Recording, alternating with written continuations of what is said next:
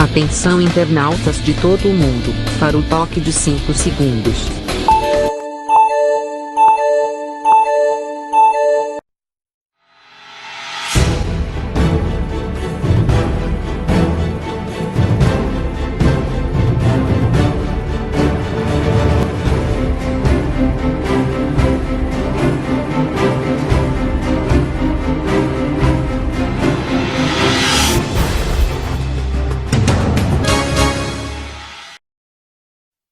Alô, gente amiga, começando mais um programa Sérgio Cruz aqui pela viamorena.com. O programa de hoje a gente prometeu falar aqui sobre esse momentâneo problema do hacker brasileiro, né? Fala em hacker brasileiro, eu me lembro de um quadro do Chico Anísio, que o vampiro brasileiro, ele ironizava as ações do vampiro brasileiro. E é irônica, né, a situação do hacker brasileiro. Como é o hacker brasileiro? É claro que são coisas que só acontecem aqui no Brasil que eu quero abordar no programa de hoje. E eu gostaria que as pessoas que estão ligadas na rede social, principalmente no Facebook, fizessem o compartilhamento para a gente bater o recorde de ontem, né, de audiência. E as pessoas que quiserem dar sugestão, fazer crítica, responder crítica, pode utilizar a área reservada aí para as mensagens no Facebook e mandar que a gente responde aqui no programa. Agradecer aos grupos, né, que estão compartilhando, a partir da Legião Bolsonariana, né, que é o que mais tem participação mais ativa aqui no programa. Mais para criticar e para tentar desqualificar, desconstruir do que propriamente para contribuir no debate, mas é legal, né? Quanto mais gente estiver assistindo, de repente, num grupo de 100, duas ou três pessoas, termina entendendo aquilo que a gente quer passar, sem naturalmente querer fazer a cabeça de ninguém. Não é esse o nosso objetivo. Nosso objetivo aqui é manter a informação, uma informação, atualizar as informações, e fazer a prática de uma imprensa democrática, onde a gente possa enfiar uma cunha aí nessa polarização existente entre esquerda e direita, que termina não contribuindo, né, para o processo de conhecimento, de atualização dos fatos nacionais. Eu falava aqui do hacker brasileiro e lembrava do personagem do Chico Anísio, porque é muito engraçado, né? O hacker, nosso hacker aqui, tem IP fixo, nunca tinha visto isso, tem IP fixo, tem domicílio estabelecido, fixo também, tem página na internet, e tem a paciência de esperar uma semana pela Polícia Federal. Esse cara ficou sabendo já uma semana antes, ficou lá esperando, de bobeira esperando a Polícia Federal para ser preso. Quer dizer, são coisas que só acontecem aqui no Brasil. Eu falei também de uma coisa das coisas que acontecem no Brasil, isso aqui, ó. Revista Veja. Na Revista Veja desta semana, essa capa aqui é um entrevistado, tá vendo? Entrevistado com máscara, com roupa preta e tal. Só aparece não aparece nada aqui, né? Tem uma mancha branca aqui que também não faz parte da indumentária. Da indumentária para manter o anonimato. Né? Revista Veja. Fiz uma entrevista com esse cidadão aqui. Veja entrevistou um dos líderes do grupo procurado pela Polícia Federal. Ele confirma plano para matar Jair Bolsonaro e 2 ministros do governo. São dois, não é? É o que se intitula Grupo ecoterrorista quer matar, além do Bolsonaro, quer matar também o ministro do Meio Ambiente e a Damares dos Direitos Humanos.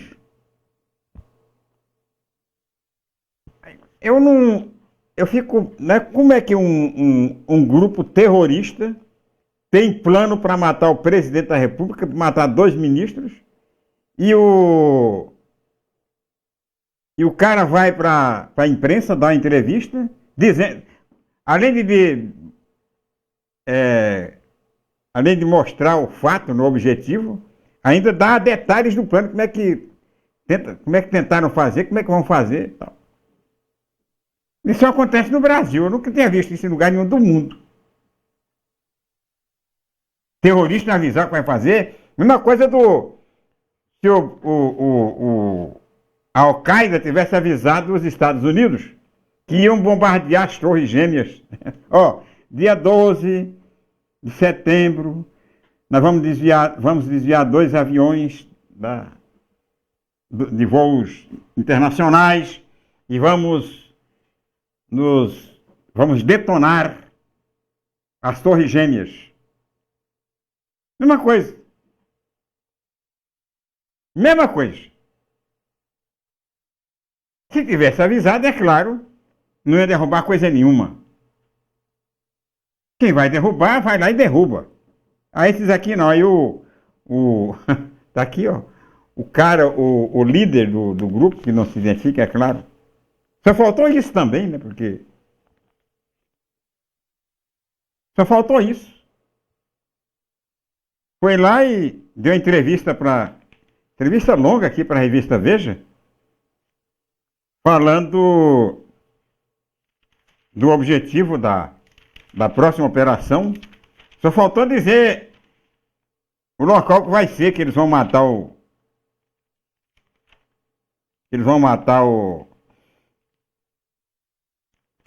não é o Moro, não. É o presidente da República, Damares, e o Salles lá do meio ambiente. Não, meio ambiente, é isso mesmo. Aqui a matéria interna, parece um cara mascarado, desejo de matar. Aí aqui ele dá entrevista, ele conta. É claro que não dá para levar a sério um trem desse. Dá para levar a sério uma coisa dessa? Não dá para levar a sério. Ou dá? O cara vai, não, eu vou matar o Sérgio Cruz, é amanhã, às 6 horas da manhã, tal, a hora que ele passar na rua tal, em frente ao número tal, é o que eles fizeram aqui. Só faltou o cara se identificar. Eu sou fulano de tal. Mas está a identidade da sociedade secreta silvestre. Agora, falar em vazamento no Brasil é uma piada, né? Ah, vazou, vaza jato, vaza não sei o quê. Nossa, é um crime, né? O vazamento. É uma barbaridade. Aí, essa operação Sputfit aqui, que prendeu os hackers que estavam bisbilhotando os celulares do presidente da República, do Sérgio Moro e de mais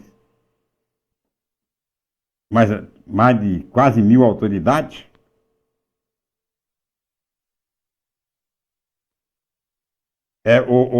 O inquérito, né, o processo corre sob segredo de justiça. Ninguém pode ficar sabendo quem é, como é que foi e tal. No mesmo dia em que os hackers foram presos, já aparecia o nome dos hackers, aparecia idade, endereço, CPF, depoimento, né? Trechos interessantes dos depoimentos, não podia saber. E uma lista, né, dos hackeados já estava na mão do ministro Sérgio Moro. O ministro Sérgio Moro já estava ligando para os nomes, né, para as pessoas investigadas. Olha, teu nome está na lista aqui, hein? Hackearam Hackearam seu celular aí, pra você ficar sabendo, fica esperto, então. Aí um ministro que não se identificou, ministro do Supremo Tribunal Federal, condenou a ação, mas espera aí. Se é segredo de justiça, por que o Sérgio Moro tem essa lista?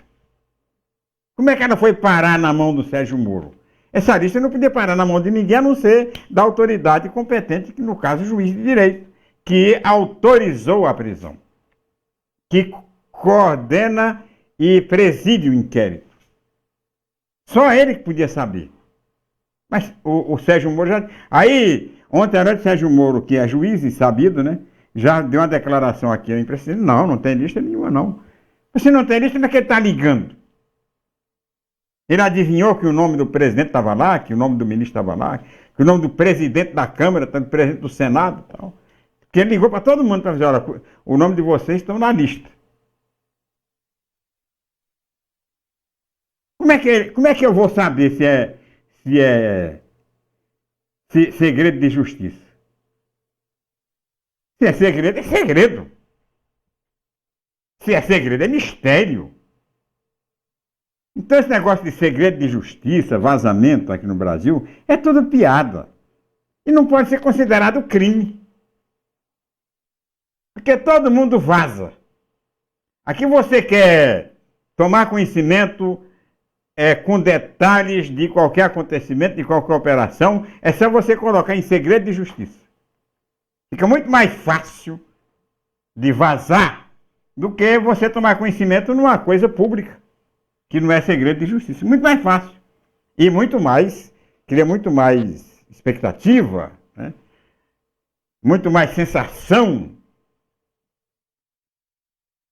Aí tá lá, não pode, mas o ministro está com a lista, não, mas o ministro ele é o chefe da Polícia Federal, mas a Polícia Federal não estava à disposição do Ministério da Justiça e da Segurança Pública. A Polícia Federal estava à disposição e, neste caso, subordinada ao juiz federal de Brasília, que foi que autorizou a prisão e a buscas e apreensões. Só ele pode ter, e ele não pode vazar isso aí.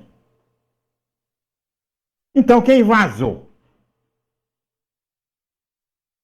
Alguém vazou. Ah, mas foi o advogado do... Mas o advogado não podia, se fosse obedecer rigorosamente o que diz a lei do sigilo, o segredo de justiça, o advogado não podia fazer. E o advogado estava autorizado, porque falou muito tranquilo. Deu detalhes do depoimento que o cara queria vender para o PT, Partido dos Trabalhadores, né? Ele não falou PT, falou Partido dos Trabalhadores várias vezes. Então, como é que a autoridade vai exigir o segredo de justiça se ela é a primeira a abrir o segredo? Porque alguém abriu esse segredo. Se não for o juiz, eu não acredito que tenha sido, foi a própria Polícia Federal, porque passou para o ministro. Olha, gente, é preciso levar muito a sério essas coisas, não pode avacalhar, porque termina desacreditando a própria ação da Polícia Federal, a própria ação do Ministério Público, da Justiça. Então, ninguém acredita nisso. Olha, que segredo é esse que todo mundo fica sabendo? São coisas que acontecem lá fora e que acontecem com mais insistência aqui no Brasil. Impressionante, né? O segredo de justiça. Quanto ao hacker, olha aqui do hacker brasileiro,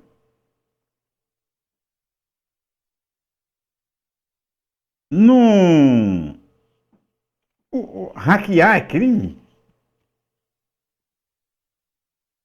Hacker é crime? É.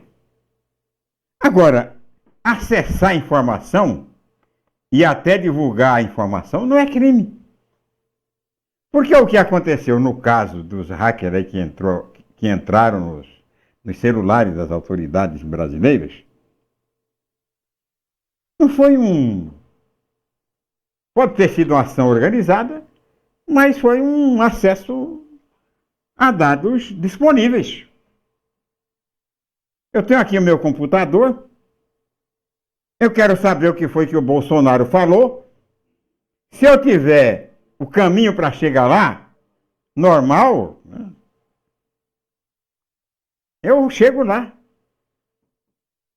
Se eu quiser saber o que o Moro falou, eu vou lá e chego lá.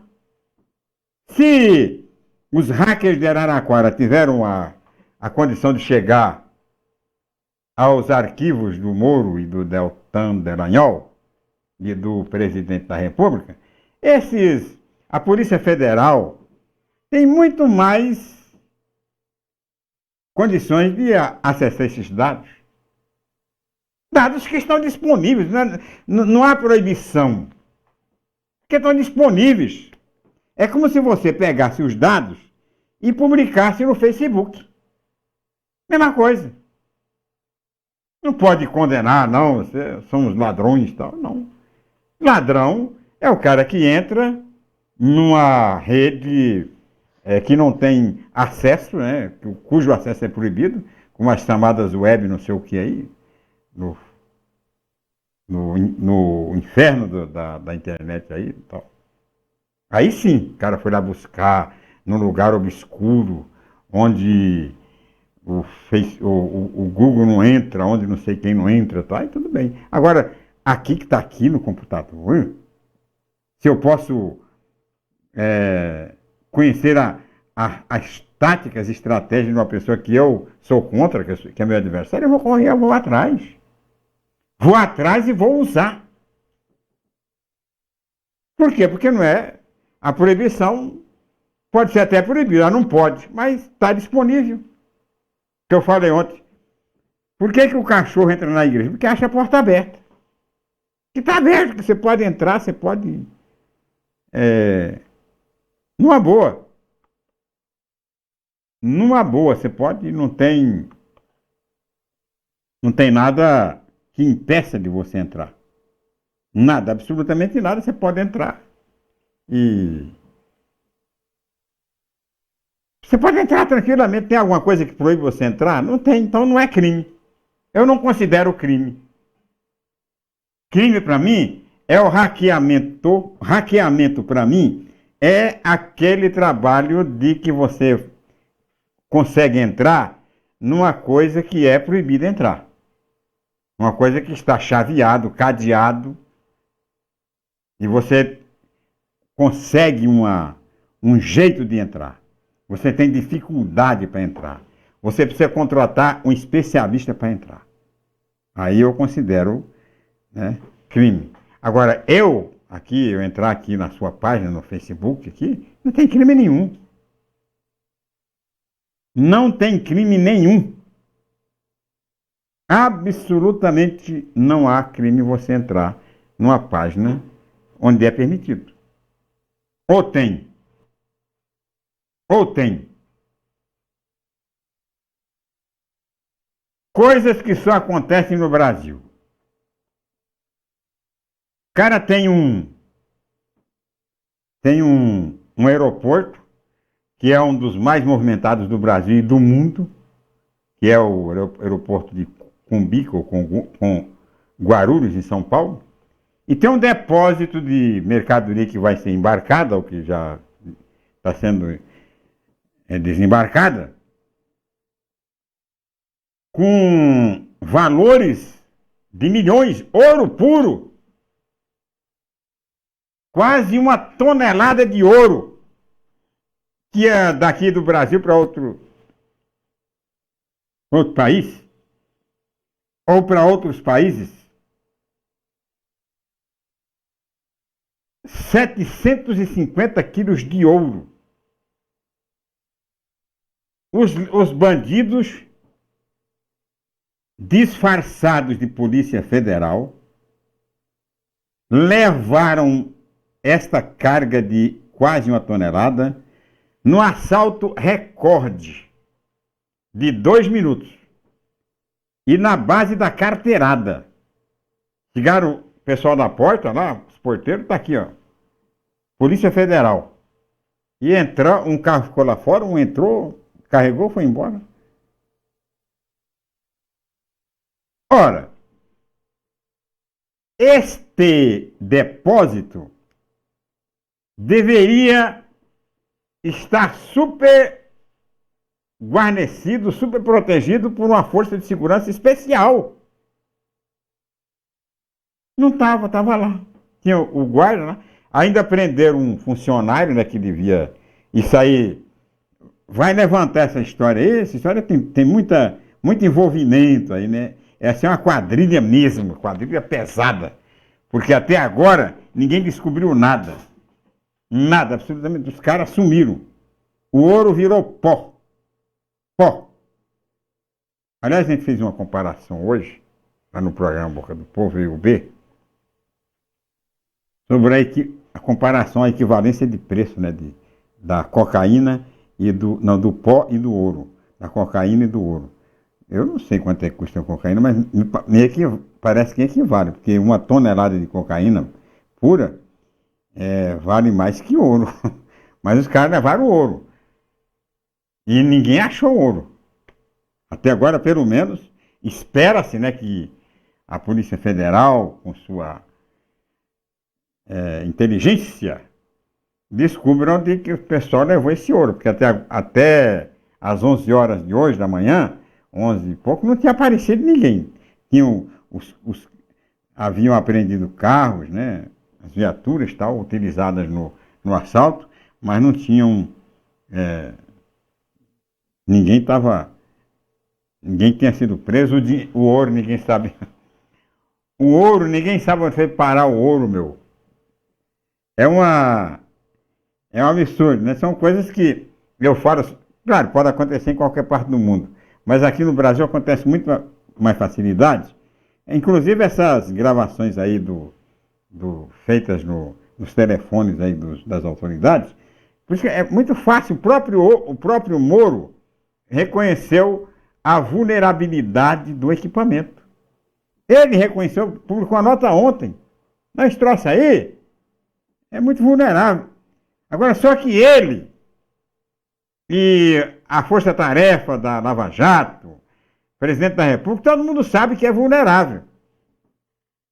E todos eles recebem um aparelho da ABIN, que é a Agência Brasileira de Inteligência.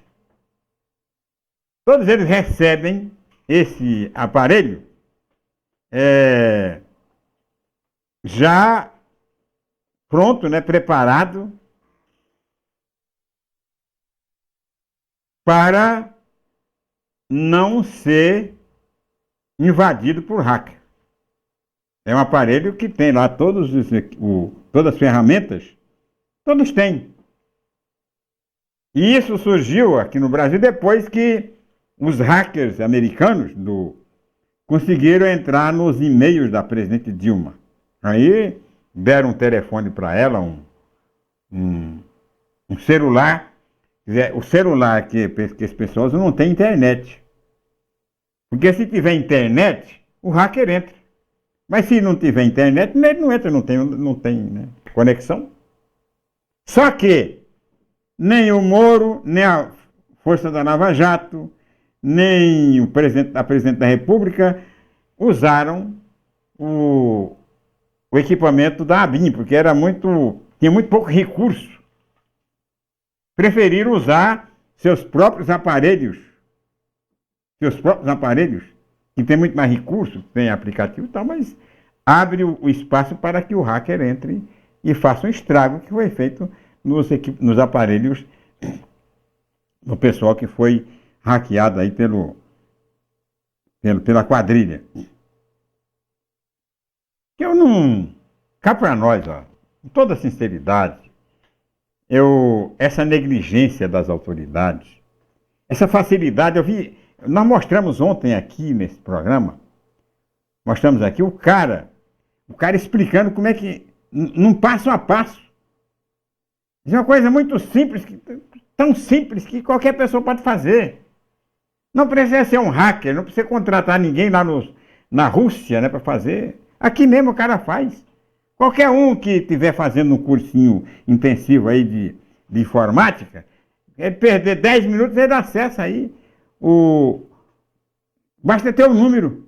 Ele acessa o celular do presidente da República, do prefeito, do governador, qualquer um.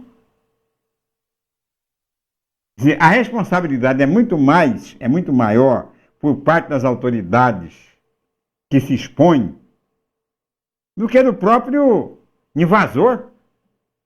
O invasor está aqui para isso. Quem é que não tem curiosidade? Eu tenho o número do telefone do Sérgio Moro. Está aqui comigo o número do telefone dele. Eu não vou, se eu puder, eu não entro, eu entro. Como repórter, quero saber. O cara falou um trem, eu vou dar uma primeira mão aí. Por quê? Porque proibido é o hacker. Agora a comunicação normal não é proibida.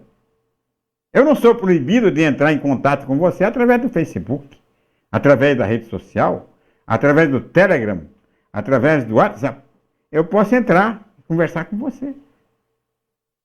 Mesma coisa de entrar no arquivo, porque tem criptografado. Não existe negócio. Entrou na rede, caiu na rede, é peixe. Não tem. Agora, o que é condenável é você, por meios ilegais, romper a segurança, né, do banco, do qualquer um outro, e entrar. Aí é crime. Considero crime e deve ser esclarecido e deve ser punido. Agora, me culpar, me chamar de hacker porque eu entrei na sua conta, não tem nada a ver. Estava lá aberta, por que eu não vou entrar? Estava aberta lá, estava disponível. Aí eu entrei. O que há? Qual é o problema? Quero falar ainda hoje sobre Bonito, né? Todas essas coisas. Porque Bonito é a cidade, é a região do ano no Brasil, né? Bonito, falar aqui sobre carne, sobre exportações no Brasil, sobre a ação da ministra Tereza Cristina e por que a ministra Tereza Cristina está sendo conhecida como Menina Veneno ou Ministra Veneno. Daqui a pouco, depois do tempo em Brasília e no estado de Mato Grosso do Sul.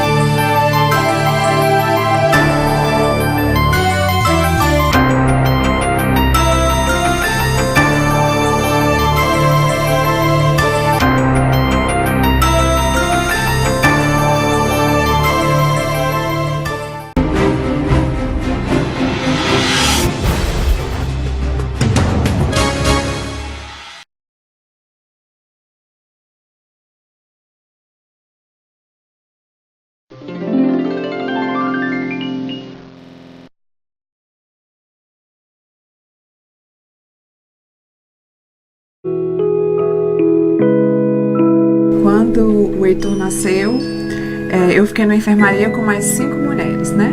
E todos bebês prematuros, que por algum motivo estavam lá há mais tempo.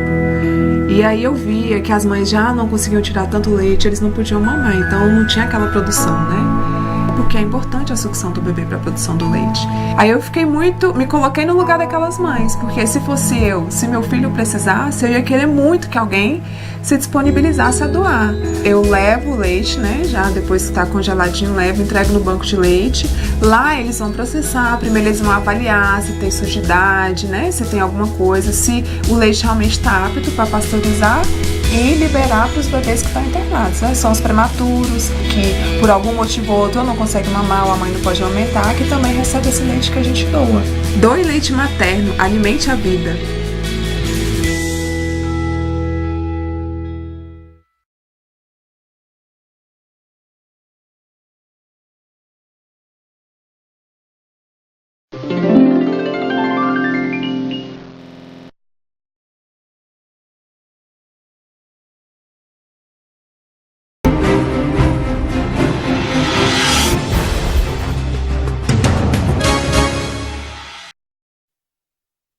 Voltando com o programa Sérgio Cruz aqui pela viamorena.com. Comentários aqui. Tem um comentário do Selmo Medeiros. É de hoje esse aqui? O Selmo Medeiros, Muito bom dia, Sérgio. Aqui é o Selmo, motorista de aplicativo. Quero ressaltar que admiro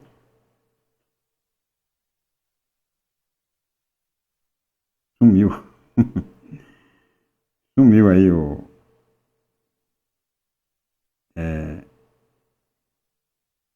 Ives. Quero ressaltar que admiro você, meu caro. Sou filho de um ex-funcionário da antiga Rádio Cultura, senhor Lourenço de Medeiros. Conheci. Ele sempre me contava histórias de vocês, da rádio. Meu pai ainda está vivo, com 92 anos. Me lembro do senhor Lourenço. Ives Drozg. O Drozg é o presidente municipal do PDT, Partido Democrático Trabalhista, também assistindo o programa. Muito obrigado a todo mundo pela audiência. O Bonito é a cidade que óbvia, né? Óbvia, dá nome a uma das regiões mais bonitas de Mato Grosso do Sul e do Brasil. Não há nenhum outro bonito no Brasil. Bonito é bonito, único, primeiro e único. Natureza exuberante, águas claras e transparentes. E principal destino político, aliás, destino turístico do Mato Grosso do Sul, do turismo contemplativo, aquele que você vem assistir lá, ó. Bonito, ameaçado já desde há muito pelo agronegócio predatório. Então, o fazendeiro tem a área que atinge, uma área localizada dentro do complexo de Bonito, do complexo turístico, uma fazenda, e ele quer plantar soja, quer plantar milho, quer plantar capim para criar gado. Então ele faz, né, como se estivesse fazendo numa fazenda em qualquer outra parte do estado. Não leva em consideração as peculiaridades de Bonito. O que acontece? Ele faz uma araterra, né? Araterra. Chove. Aí a terra está solta e corre para o rio. Aí, além de turvar a água do rio, ainda aterra o rio. Leva para o rio o veneno, o agrotóxico, né, que ficou na...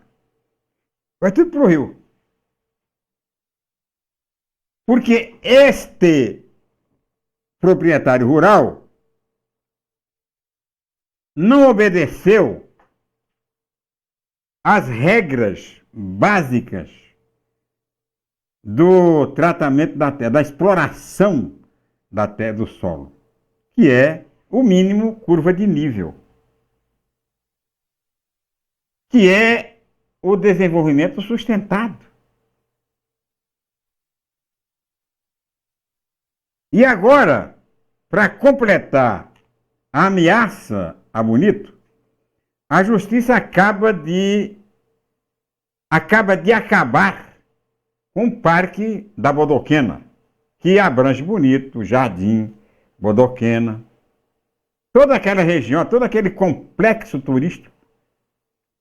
Por que a justiça cassou o decreto que criou o parque? 10, 12, 13, 14 anos depois. Porque o governo desapropriou e não pagou. Desapropriou e não pagou.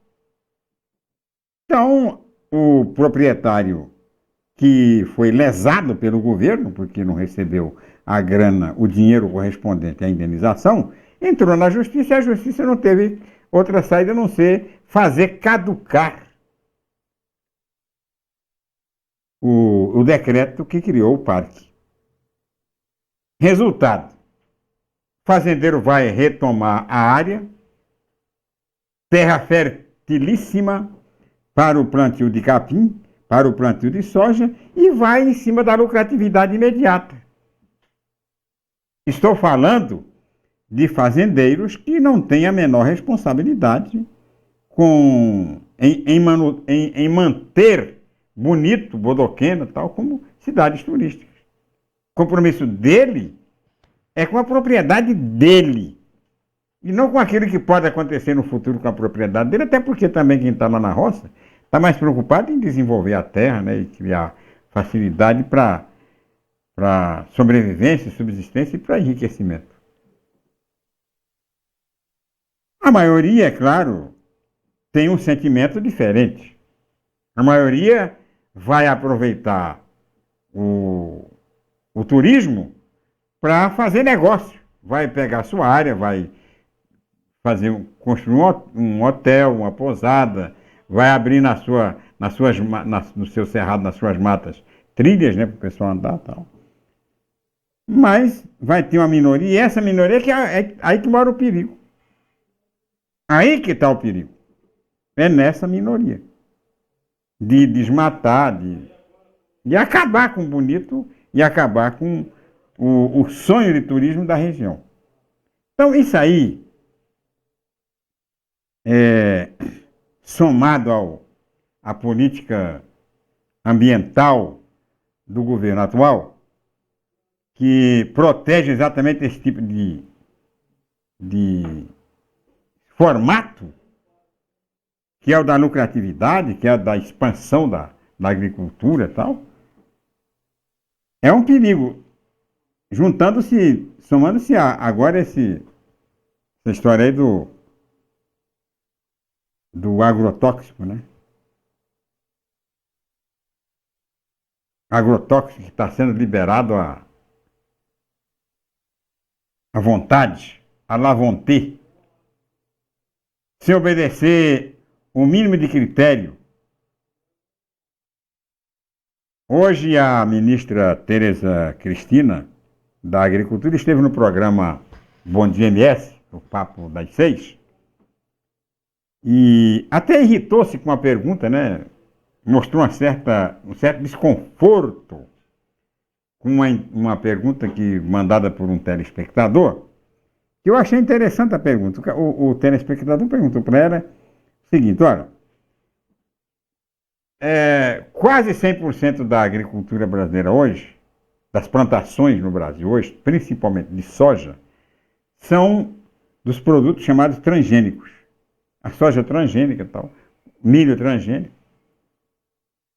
Isso foi debatido, discutido, e a grande justificativa do governo para aceitar o transgênico foi que o transgênico não precisava usar defensivo agrícola, ou o mínimo possível de defensivo. E agora está aumentando, quer dizer, em vez de reduzir e tal, porque é transgênico, está aumentando, está ampliando o número de transgênico. Cada dia uma batelada de novos produtos.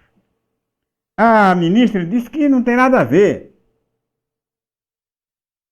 que o que falta é informação. Desculpe, ministra, mas não é falta de informação, não. Informação a gente tem. Hoje, muito mais fácil do que ontem. Amanhã, muito mais fácil do que hoje. A informação sai na hora.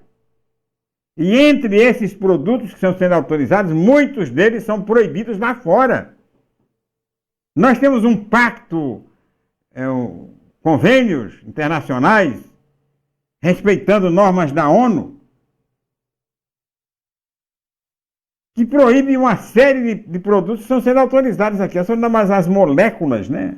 As moléculas já haviam sendo utilizadas no genérico e tal.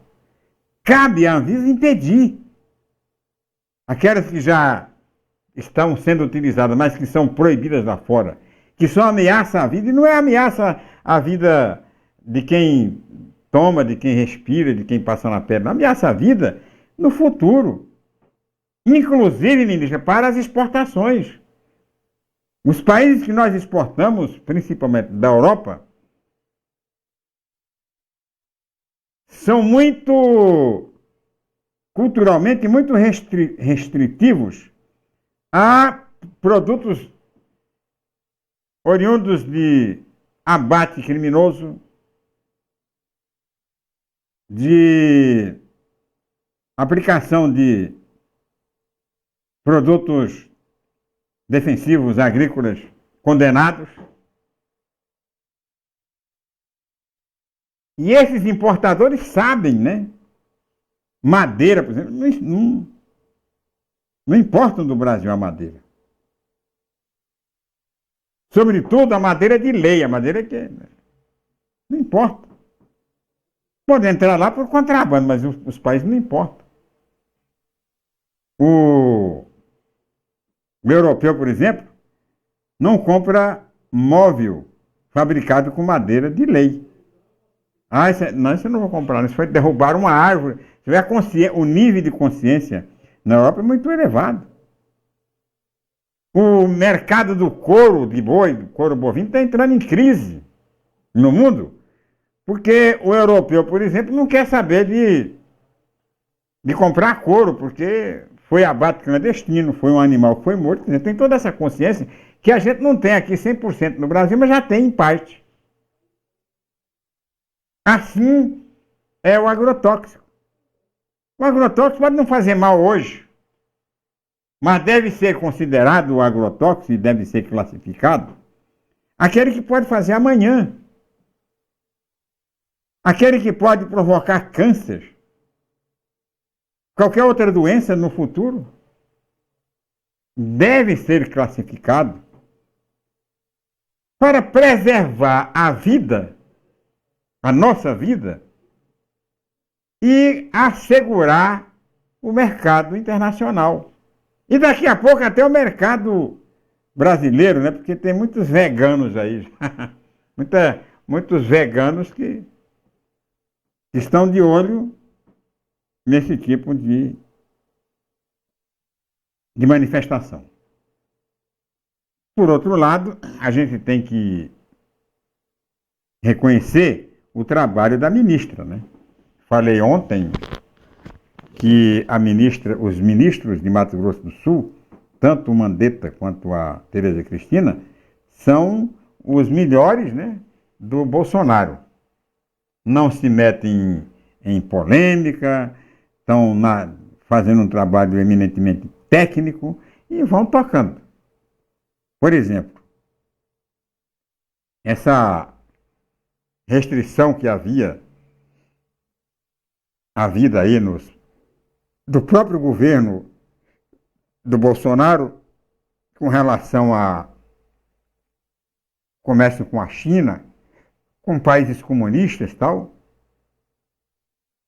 ela está conseguindo derrubar todas essas barreiras internas para que o Brasil não sofra com seu processo de venda externa.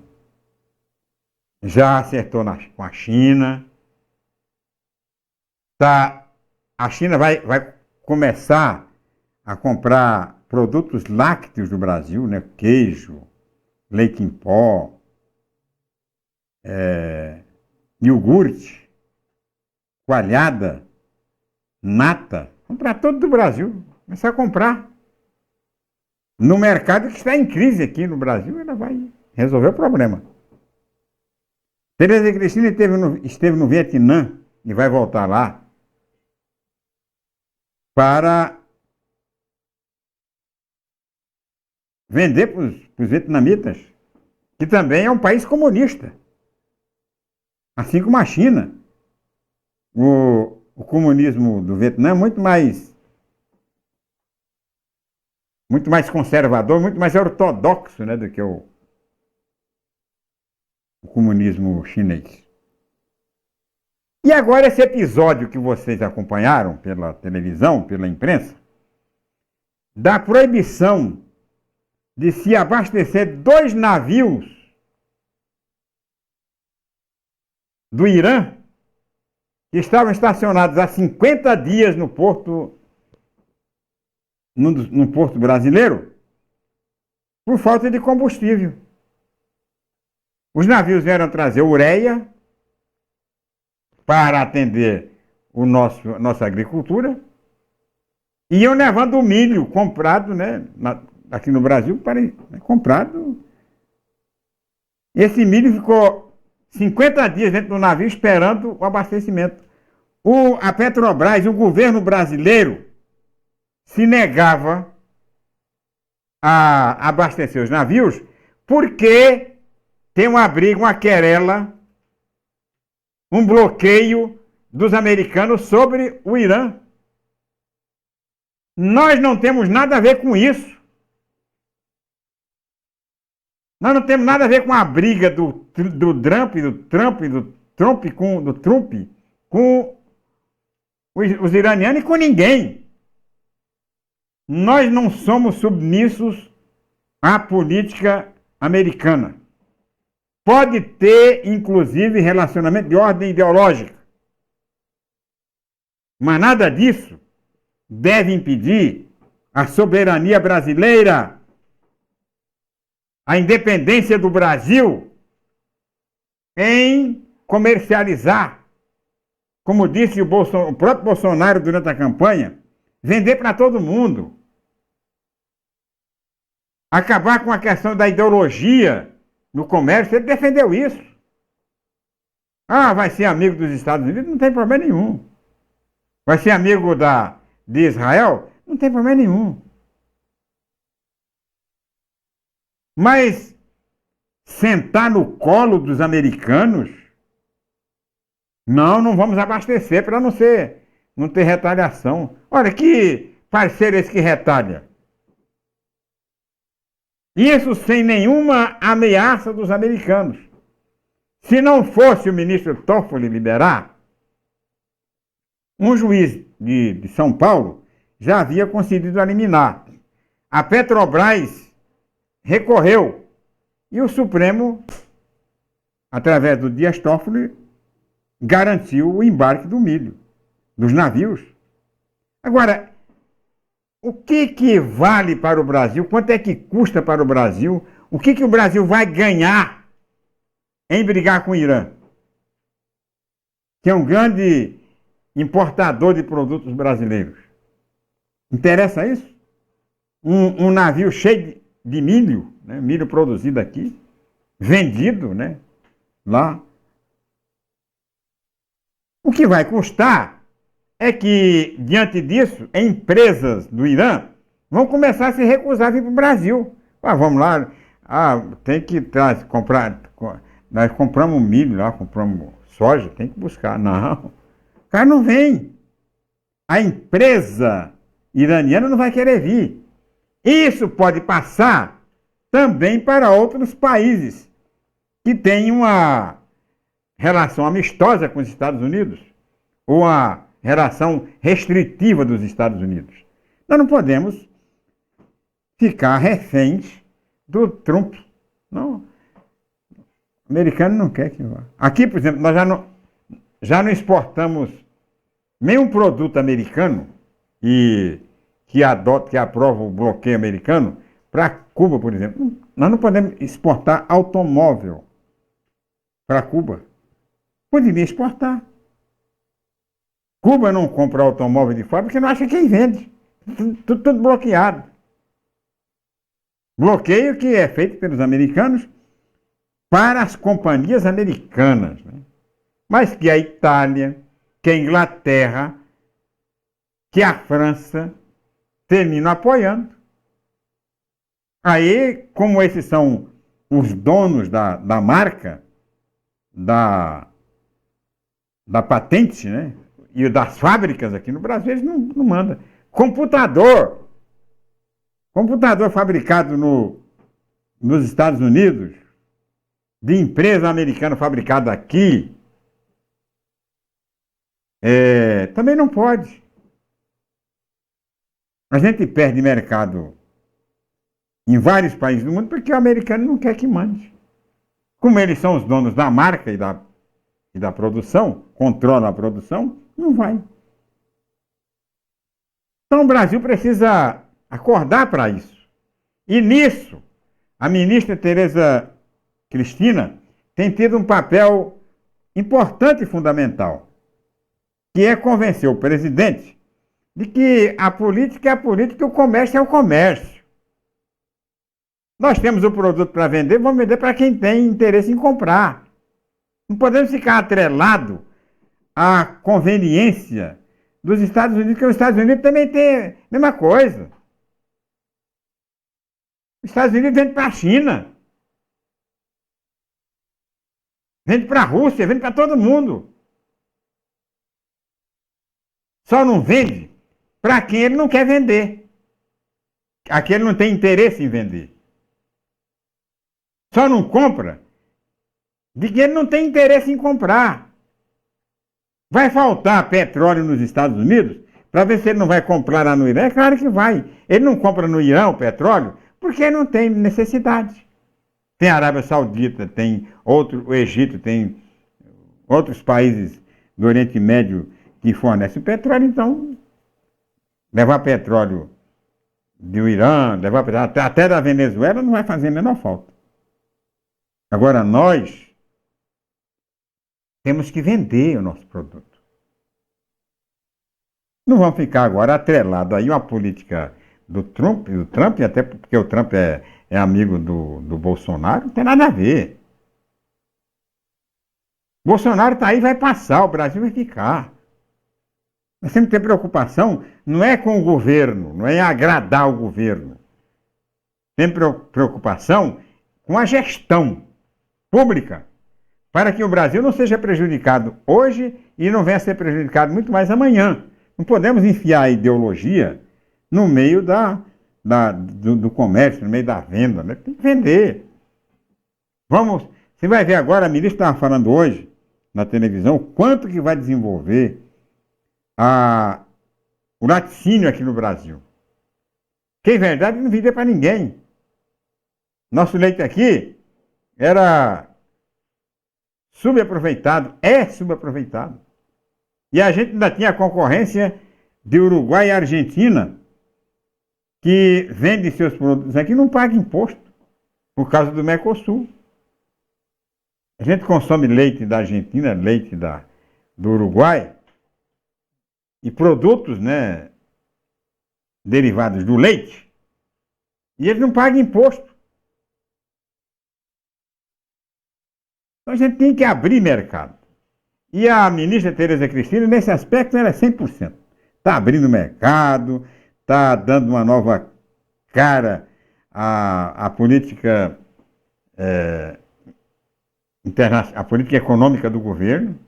Ela está dando um enfoque novo, porque se dependesse desses malucos aí que estão no governo, dos xiitas que estão no governo aí, o Brasil ia ficar atrelado aos americanos. E não ia nem ser preciso o Trump dizer, olha, não comecei, não, bastava adivinhar que o Trump não gostava, que já não mandava. Se depender de Olavo de Carvalho, depender do filho do Jair, esse menino que vai ser ministro, não é? O Brasil ia se isolar totalmente do mundo. Graças a Deus, Deus acima de todos. Tem a Tereza Cristina, tem alguns ministros que são mais independentes e que têm procurado dar uma configuração moderna à política econômica do Brasil. Quero agradecer às pessoas que colaboraram, que participaram, que assistiram o programa. Agradecer às pessoas que colaboraram participando do programa, mandando sugestão. Isso eu acho. Eu tenho uma dificuldade enorme para mexer com essas.